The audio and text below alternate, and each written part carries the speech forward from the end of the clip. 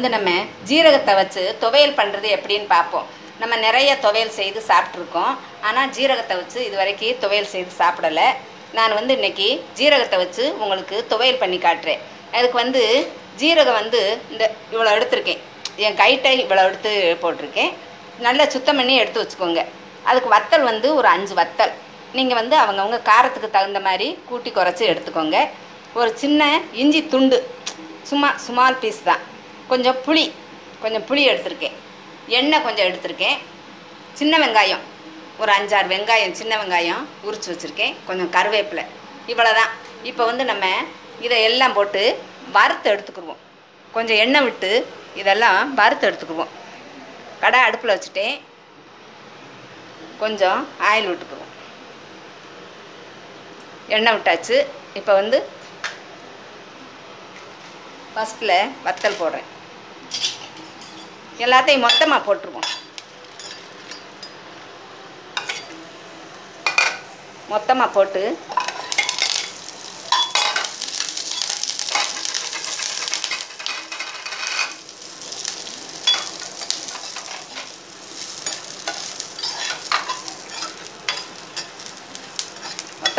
லைட்டாக வறுத்தா போதும்.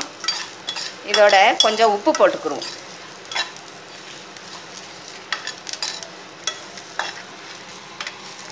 கொஞ்சம் உப்பு வேண்டாம், இதில் போட்டுக்குவோம். இதுலேயே வறுக்கிறதுலையே கொஞ்சம் உப்பை போட்டுக்குருவோம்.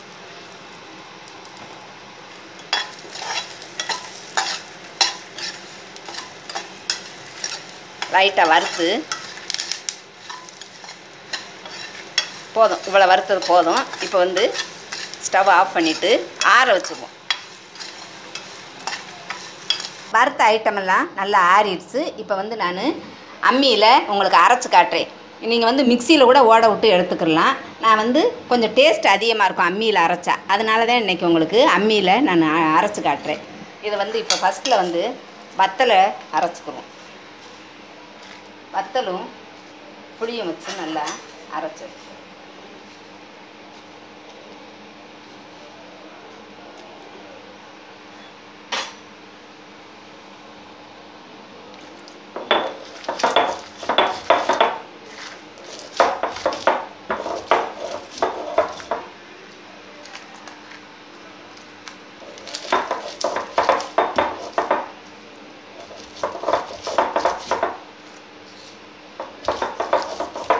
அம்மியில் தான் அரைக்கணும்னு நினைக்காதீங்க. நம்ம மிக்சிலையும் ஓட விட்டு எடுத்துக்கலாம்.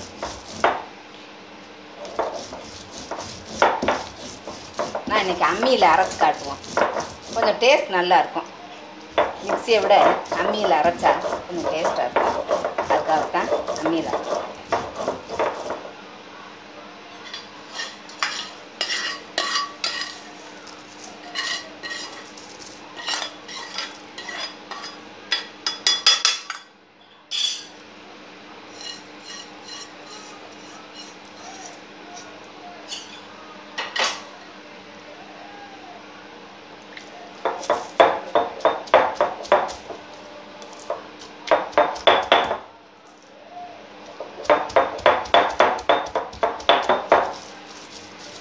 ஜீரக சட்னி நம்ம உடம்புக்கு ரொம்ப நல்லது. ஏன்னா இது வந்து ஜீரண சக்தி நல்லா தூண்டும்.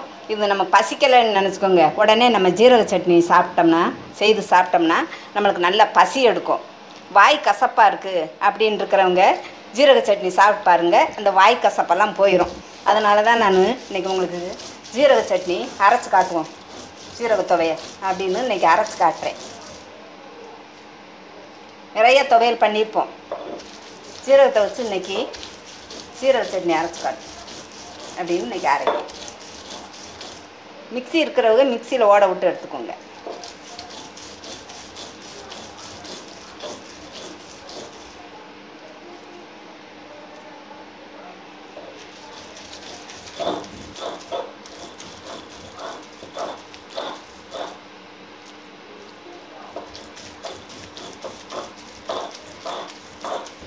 பாருங்கள், இதே மாதிரி நல்லா இழுத்து அரைங்க. நம்ம வந்து சுடு சாதத்தில் பிசைஞ்சு சாப்பிட்டோம்னா ரொம்ப அருமையாக இருக்கும். கொஞ்சம் லூஸாக அரைச்சி இட்லி தோசைக்கு தொட்டுக்கலாம். பாருங்கள், இது வந்து உரப்பு வந்து அவங்க காரத்துக்கு தகுந்த மாதிரி எடுத்துக்கோங்க. நான் கொஞ்சம் காரம் அதிகமாக சாப்பிட்றதுனால நான் 5 வத்தல் வச்சுருக்கேன்.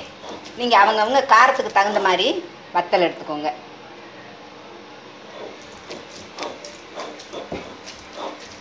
இப்போ வலிச்சு எடுத்துருக்கோம்.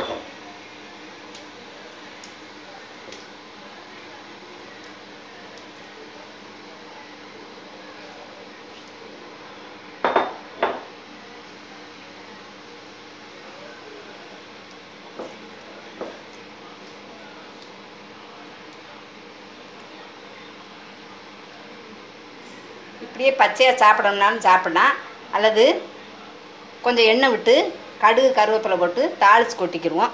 நான் வந்து தாளித்து கொட்ட போகிறேன், பாருங்கள்.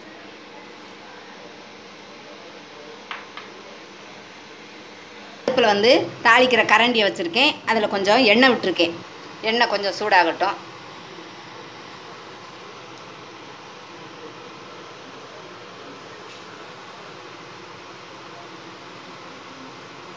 எண்ணெய் சூடாகவும் கடுகு போட்டுக்குருவோம்.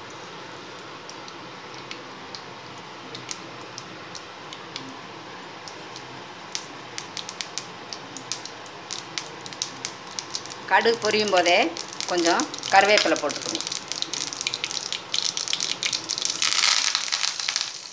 அவ்வளோதான். அடுப்பை ஆஃப் பண்ணிவிட்டு இதை வந்து நம்ம துவையலில் எடுத்து கொட்டிடுங்க.